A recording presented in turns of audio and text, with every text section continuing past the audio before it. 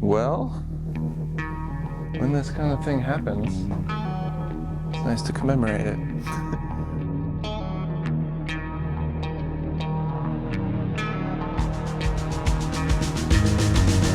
I'm thinking I want to stack some layers of background so I can use some layers of light.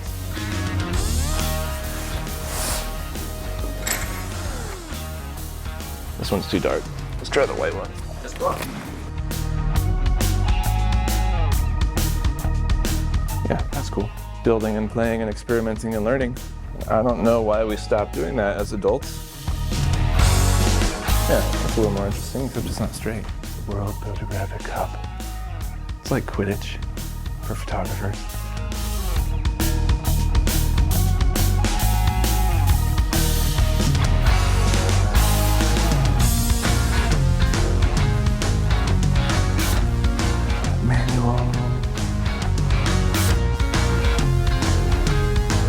Look at that reflection in the glass now. That looks pretty cool.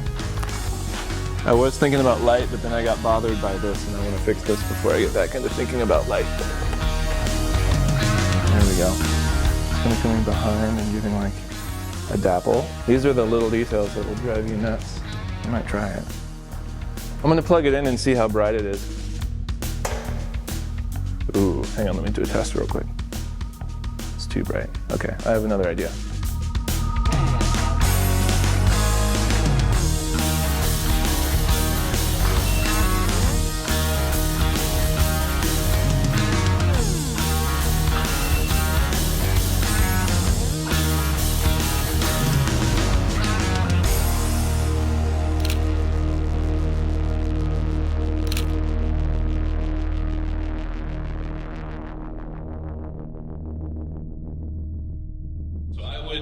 I'd like to take the opportunity with this class to set the tone of pursuing excellence because it increases the magnitude of the impact we get to have with our careers on our communities. What's really fascinating about Dan McClanahan and his talent is that he could probably live anywhere. He could probably have a studio anywhere. To be honest, I've shot with him, 9 times now, and I still just went to a workshop where he was like, I went because he was teaching, because I'm still like, I don't know what he did. Oh, well, Dan's personality is, he's definitely fun and eclectic and quirky, and it definitely comes across in his photography. He would probably never tell you that he's world-renowned and an international talent and sought by many. Rather than think about how much money I'm making or what acclaims I'm getting to impress my peers, I'm more deeply affected by the opportunities I get as a portrait artist with my clients. So photography and me, I think, knew each other from a distance for a while before we actually connected. So I didn't get into taking them myself until I was in college. And I was going to school for journalism at the time. I had to take an elective, and photojournalism was an option. I sold a drum set from high school to buy a Canon Rebel XT camera, which was the prerequisite to take that class. And then I took that class, and that was my first experience doing it. We graduated in 2008 from college and got married, and then a recession hit and we lost our jobs. And we moved in with my grandma for 2 years, and in her attic was where we decided to become photographers. My plan was for her to kind of be my sugar mama while I figured this out, and then that backfired. It was supposed to be for a couple months at the beginning. It turned into 2 years. And this was our first Halloween as a married couple. In 2008. We used to do a lot of dumb stuff, which was just like, because we had nothing else to do. So she made the costumes, and I'm in like my underwear with like gold tights. And we come home from a Halloween party at our friend's house, and I'm like, we gotta take a picture. So I set up lights in the driveway, and we start doing the 10-second timer, beep, beep, beep, beep, beep, jump. And my grandparents come out in their pajamas, and they're like, what's all that flashing? They like didn't know what we were doing. But that's how we learned, was like, no one taught me how to use light, which is extremely frustrating because I was seeking information so badly, and back then there was a huge deficit. So the only way I could learn quickly was by trying it and failing. So we did a lot of self-portraits. So 2009, we founded a portrait studio from my grandmother's attic. and it was a blast. And actually, those first couple of years are probably the most fun I've ever had at this job, and I do miss them. But through subjecting ourselves to this network of PPA and like all the information there is to learn, within a decade we had built our dream of a storefront. Like, we can make money doing this, and it seems really important. That's always been two things that both have to be true for this to be sustainable. It's like, it needs to feel like we're creating something valuable beyond the monetary transaction, like impacting people's lives in a positive way, but then also we have to make enough to keep doing it. And that seemed like a really good fusion between those two things at the time.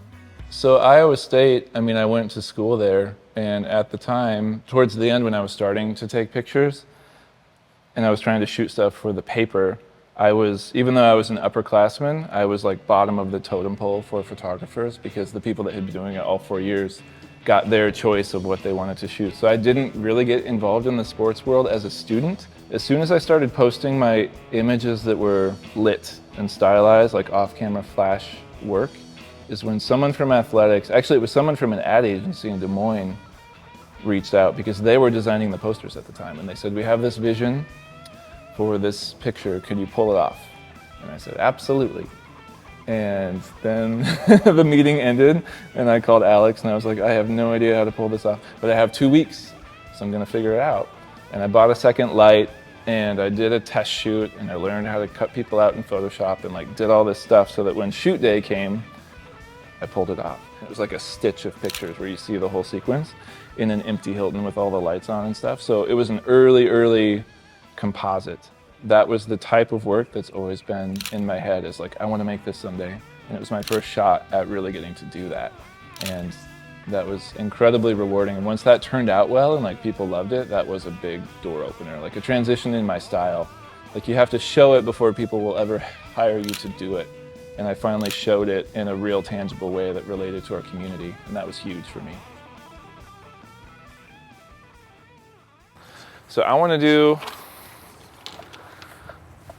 a few cute smiley shots. Okay. A few like wind in your hair, post looking at the ball going the hole shots. Some walking with your bag, just like looking off, going from hole to hole, but really pretty framed. You can take that one and set it kind of by the tees. We're gonna, once I figure out my first frame, can we try something real quick while we have this light? Yeah. Don't actually hit the ball. I'm gonna untee it just so we don't accidentally. Yeah. Am I clear like here? Yes, oh my gosh. The fact that you can stare into the sun. I can say what I believe other people would define my style as.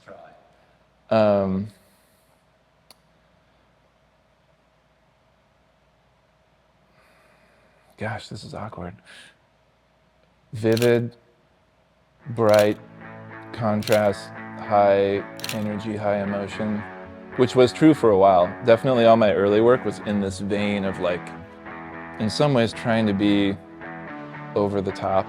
Dan has a lot of great images. One of the earliest ones that I can recall is he did one, I believe it was a girl in a parking garage. There was someone shooting a bullet at her. She was like kind of Matrix style, dodging it, and you can see the bullet trails going by. So the PPI organization, I was just Googling like, how can I learn more about photography? So I submitted my first ever print portfolio. It's 4 images, and you just cross your fingers and hope they do okay. And I completely bombed in every possible way. And my favorite picture was this black and white engagement picture with backlight, and the guy's like over the girl's shoulder, and it's all shallowed up the field with all this lens flare. And after the competition, they hang up all the pictures in this gallery. And I was going to find my picture because I was so proud, and it wasn't in there. And I was like, where's my picture? Where's my picture? And the guy was like, sir, your picture was below exhibition standards. It scored so low, we couldn't hang it in the gallery. And I didn't even know that was a thing. And I was devastated. And I was like, well, screw you guys. I'm gonna show you. So then the following year, I made that Matrix picture.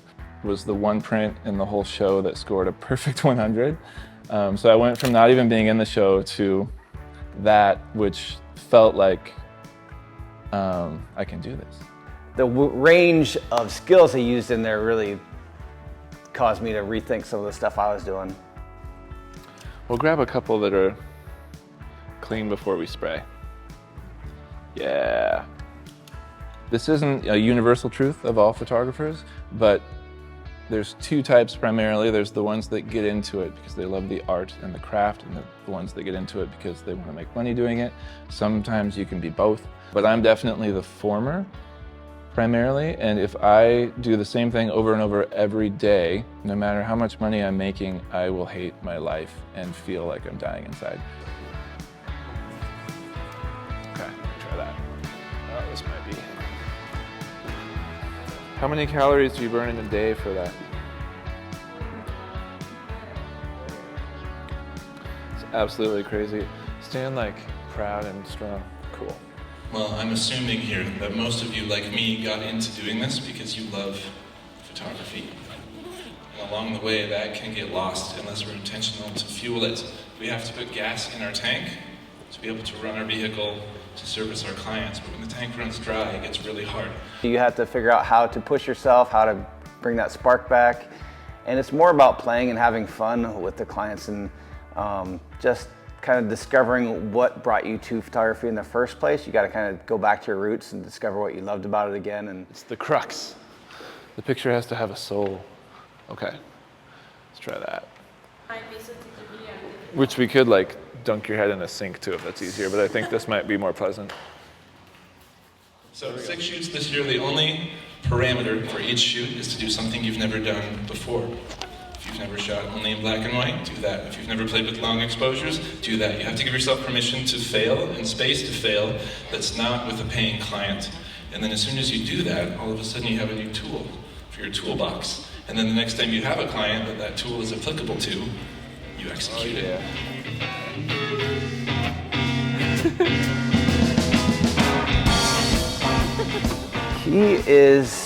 He's really, really strong at lighting. Just a variety of kind of almost very moody images of some of those people, yet so well lit, pushes me to up my game once I see how well he's doing. I think seniors are the best version of this being an example, because the whole point of a senior picture is to celebrate the unique identity that this child from infancy through when they're finally about to go out on their own, like who they turn into, how their parents did, who they are innately, what their interests are. Let me pull this forward just a little bit. We read from left to right, so I'm gonna light you that way. I'd say like a majority of days in this studio, I need an Allen wrench, it's weird. And then as I'm gonna have you step. Take a breath. Oh, there we go. Loop light is when you light your subject from an angle that's above their eye line and off to the side, roughly 40 degrees, so it sculpts down across their face and casts a shadow underneath the nose that makes a loop shape. There's the name. But if you can hit from the right angle, it's the most dignifying version of light, in my opinion, for modern portraiture. Butterfly light is when it comes from straight above and hits the cheekbones, so they look like butterfly wings. But it's a light that's coming from behind to create texture across your subject. So if you imagine a black room with an apple in it, if you light that apple from behind, it'll just accent the rim of the apple and give you like a silhouette. That's what I'm looking for as texture, because that separates your subject from the background and gives them dimensionality. Animated light is when you light the crap out of everything to make it look like a Pixar movie. And animated light is a way of lighting all the planes with precision so that the subject on the camera looks more like a Pixar character than a human that you're used to seeing on camera. Stand nice and tall, almost like maybe even like tiptoes, like really lift. I'm gonna bring my light back around. You can go from kind of a farther distance, I think, will make the droplets drop up. Turn up a little bit. Okay. Cool. Go ahead and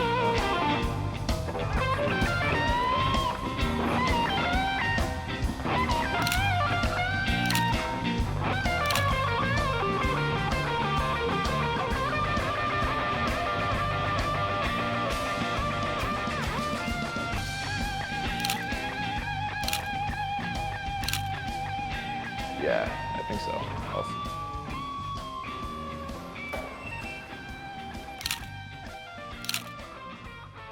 I think the secret to doing good portraiture is you're constantly thinking about it, but you're constantly thinking about it to the point where it becomes subconscious. And he is very methodical about his lighting, even though it seems like his personality is the opposite and just like whimsical and will do whatever he wants to. But I do put a lot of thought into the how and why I'm going to portray someone before they arrive, and then that's liable to change entirely once we're together. The epic portrait started because my wife and we used to send out these Christmas cards that were like way over the top. 1, because it was practice, 2, because it was fun, 3, because it was a way we could like stay in touch with all these people we'd worked with. I just must have started following him on Facebook. I don't even think Instagram was an option when I found him, but he was doing some weird pictures with his wife. I think it was him and his wife in the snowball, and I was just in awe of the Photoshop skills. They were very much aimed at making people laugh. And we started posting this stuff, and then we started getting calls from people like halfway across the country. And then I said, maybe I should turn this into a real product. So an epic portrait is photographing your family as though it were for a movie poster for a comedy. It's something that's a little different than the norm, and I had this idea for years that I wanted to do this massive food fight. And she explained what they were trying to do, and I was like, this sounds exactly like what I've always wanted to do, so this is a no-brainer. I said, I know you can probably pull this off. Are you interested in doing something weird? And he got pretty excited about it. Set up my dining room table, cooked a bunch of random food that is not technically Thanksgiving meal food, but we wanted it to look like we were at a family dinner. The initial shoot, I feel like we got there, I met her, she was great, we had this plan, we were gonna execute it. Her husband and kids were maybe a little bit like, not sure what this was, but they played along, which I give them credit for. Because a lot of it was you have to use your imagination and like we're pretending. And I would photograph them a couple people at a time in that picture, so there's layers. So like the boy throwing mashed potatoes on his mom's face, like the two of them were really there across from each other, so they'd have another person to interact with, to like act with.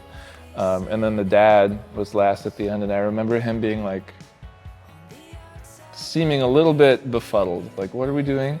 And then I just told him what I wanted, and then he just did it.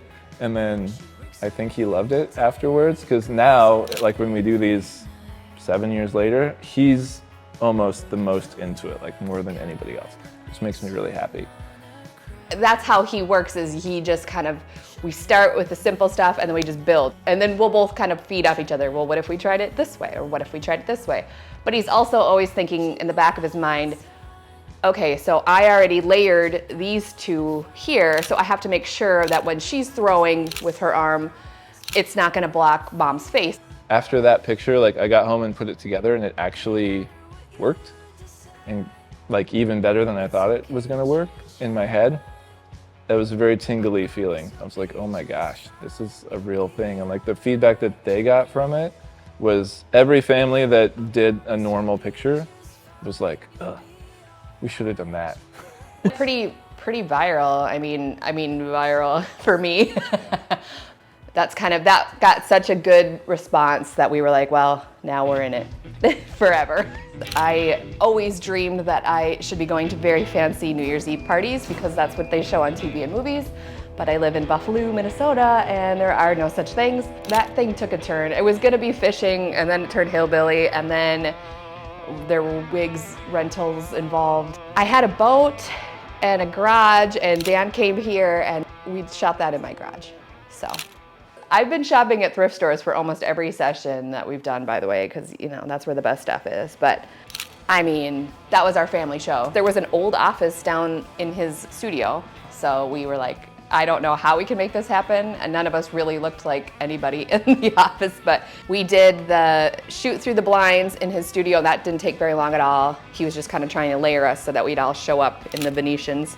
That was fun for us because we did all the behind the scenes little interviews because we were trying to act like we're terrible actors. But anyways, we did act like we were from that show. Working with the class helped me really actually get enough experience with different styles of capturing to define like the value of what an epic portrait should be, because the basketball one, we shot all in a gym for real. Like everything in that picture was a real thing that we captured in my camera. My kids all played basketball growing up. I just thought it'd be funny to do a spin-off of the kids that just get stuck on the bench. And I captured them on the bench, and then they went and they changed into normal clothes. And then all of their friends and family came, and I shot them all as this rowdy crowd in the background. And the family's actually in the crowd. The fact that it's all real gives it, like, that's my favorite type of epic portrait. So I was trying to figure out how can I get all of these weird things into one card, and then it's morphed into game show, and then it turned into Family Feud. I always try and do one side is sort of normal or more straight, and then the other side is chaos. We went for a hike, and it wasn't supposed to be a grand hike. It was like I was trying to get 5,000 steps in. 2 miles max is all we wanted to do, and we weren't even that far from our house, and we got so lost. We were just like, then we started talking about how we should do a shoot where we were, stranded or lost in the, jungle or in the, forest or whatever, and then my daughter came up with Jumanji idea. My kids were tired of looking like nerds and they wanted to look badass. So I thought, well, what's more badass than that scene in all of those cheesy, movies where they're walking away from the fire without turning back. And we were trying to dress sort of Men in Black, mysterious. But then of course on the other side, then we're all in jail. So, whatever. Yeah, the most recent one was very, very Photoshop heavy. We had done 2 kind of dark, rich ones, and I wanted something bright and fun. The Brady Bunch movie was the inspiration, because the whole Brady Bunch was on this big surfboard together, like awkwardly surfing as a family. So we channeled that and made a version of that with them. And then I was like, ooh, and then we could make it violent, and get the jaws in there. So they were flailing around, splashing in this pool, and I was in the pool, and my camera was getting wet, but not too wet, and just shooting. And then I had to figure out how to extract everything but the splashes and them and like blend it in with all these other Photoshop brushes. I was going through the right channels because I didn't want him to drag all of his gear into the hotel pool and then be like, you're kicked out. So I was like messaging their manager and I'm like, you probably know Dan McClanahan, he's kind of a big deal in your town. And she was like, I don't know what you're talking about. Sorry, Dan. Every day I get to spend with them is like easily one of the best days of my year, no matter what we're doing. He's just relaxed as he approaches things. Like it's not like we have to get it perfect right away.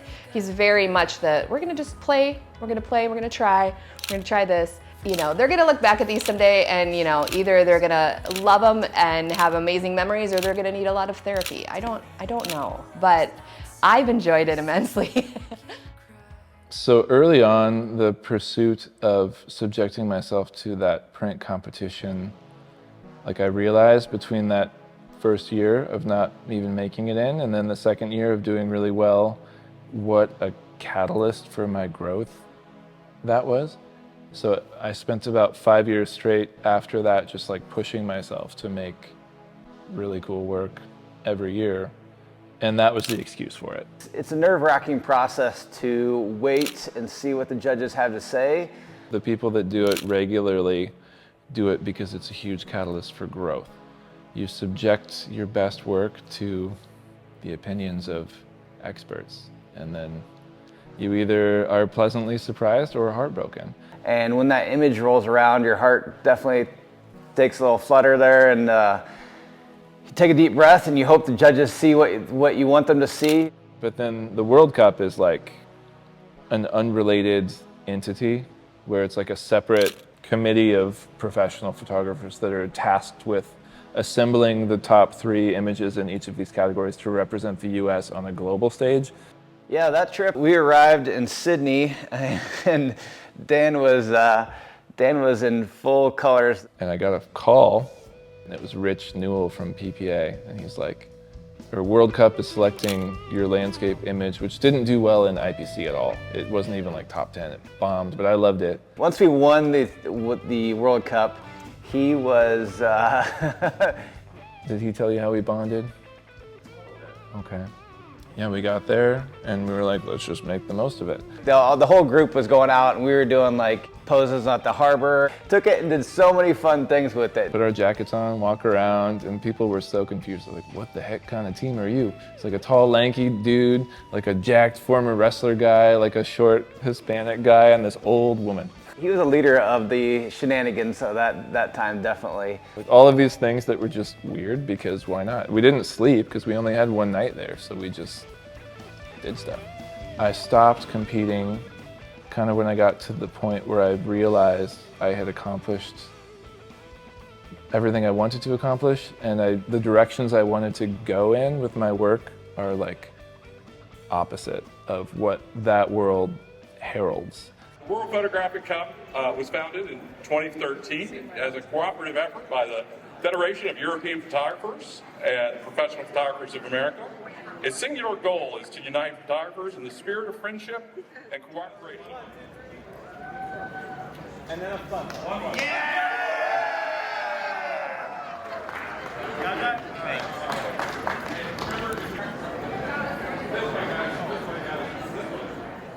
For me, like when it comes to entering my work in competition at this point, it's more important to me that I love what I'm entering than it is that someone else will.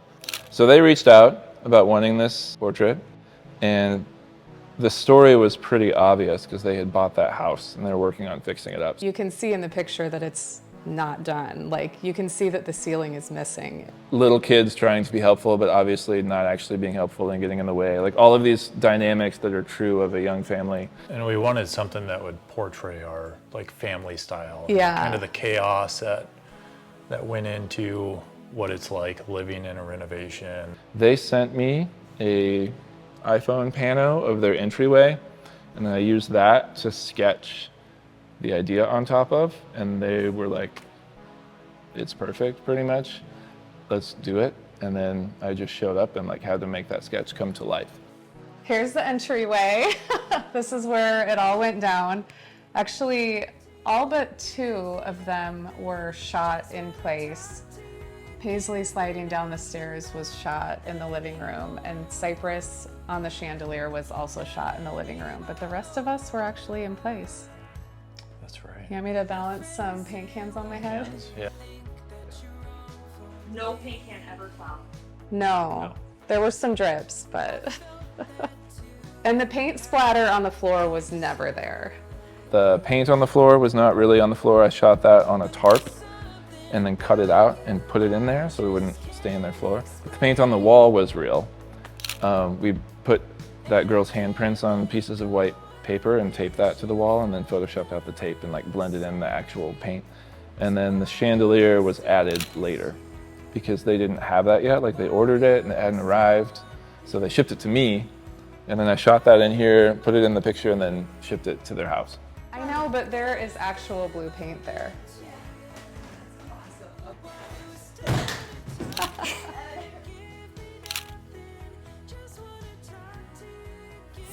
That gets up pretty high.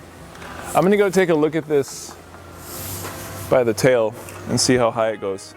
For me, real quick, a light painting is taking a still life and making everything black and then painting it back in from the sexiest possible, most dignified angles to make what is real elevated to the level of art that's worthy of being put on your wall.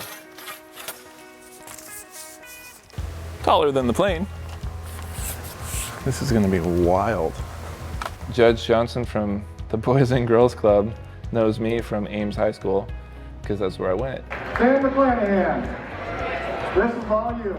And he came by and he's like, what's something cool that you can do that no one else can do that we can sell for a lot of money at the Boys and Girls Club Gala? And I was like, coincidentally, Judge, I've been learning this new skill that's worth a lot because it's really difficult to pull off.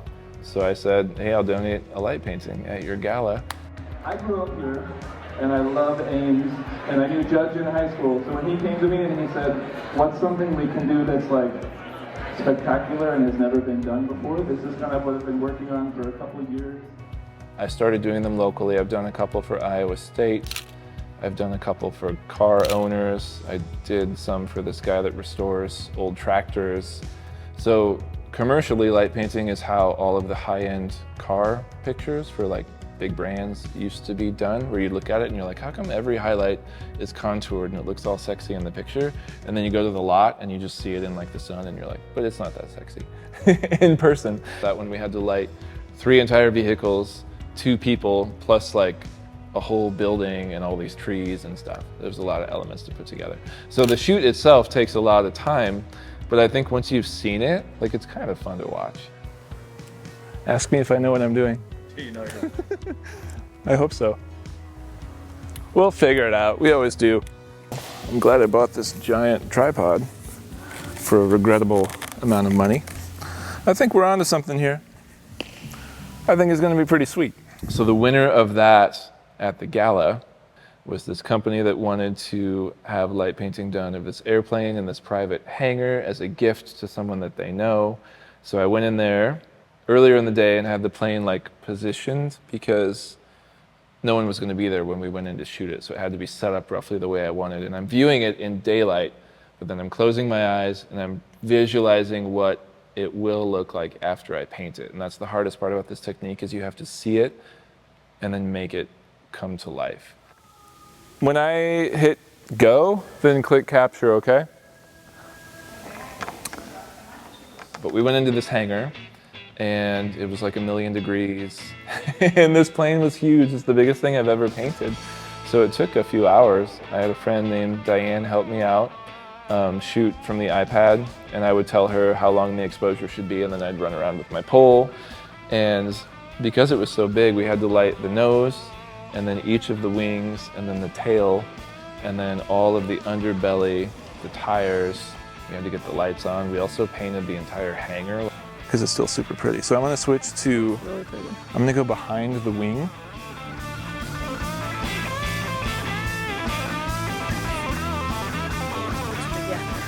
Oh yeah, that looks good. Now I'll try and connect it, but the hardest part is seeing it.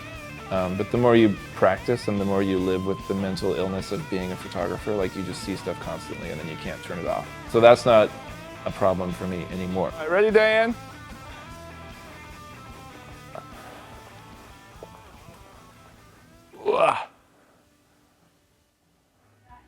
All right.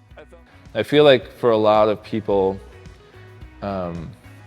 who haven't been trained visually and like how light works and stuff, when you look at one of these pictures, you're like, oh, that's cool, but you have no idea why. And it helps to really break it down and show like, this is why. You start from the canvas of blackness, and then you literally build up the entire picture like Bob Ross on a blank canvas, but you're using highlight as your paint. And you're choosing intentionally to leave areas in shadow so that your picture has some mystery and some soul to it. Because if you paint everything, it just looks overpainted. You're drawing attention to the highlights that you really want to showcase, and you're making sure you don't miss any little details, and then you blend it all together in the computer. And that also takes forever, but it's kind of entrancing.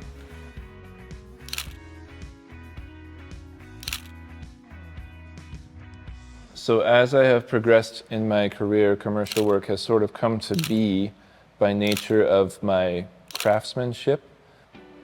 And I've always really pushed myself into the craft, like harder things to pull off intrigue me. So I've pushed into that, and then that has led to commercial work where the whole job is like, here's a really hard thing to pull off, and like no one else can do it. We're gonna pay you to come in and do it. Storytelling is an essential part of fundraising at Iowa State University because you're really trying to paint the real picture for folks who have capacity to give to Iowa State University. We'll see if there's excess there. Well, I'll hug a little closer to the wall. I'm looking for the shadow behind the car. I'll try it from both sides too. And then I'll do a couple more over the middle of it, which is like take this gross space and make it look attractive and make this thing that we do that's really hard to understand visually come across in a way that makes sense to people. It's still portraiture and storytelling largely, but it's a lot of transforming spaces with light and technique It's important that your images stand out. We're inundated with stuff on a daily basis, and you need to work with somebody who can help you elevate the work that's being done. I did it just because it was challenging for a long time, but then more recently, my kids are school age, and the time I have with them is going so disappointingly fast, and I just want to hang on to every moment as long as I can. And really my motivation at this point to pursue commercial work is because it's 8 to 5 and it's really good for seeing my family more. You're trying to be authentic. You're trying to really show them the work that's happening, but also elevate it in a way that makes it visually interesting and engaging. It's just an avenue where there's a lot higher of a mountain to potentially climb in terms of pushing myself and seeing what I'm able to pull off.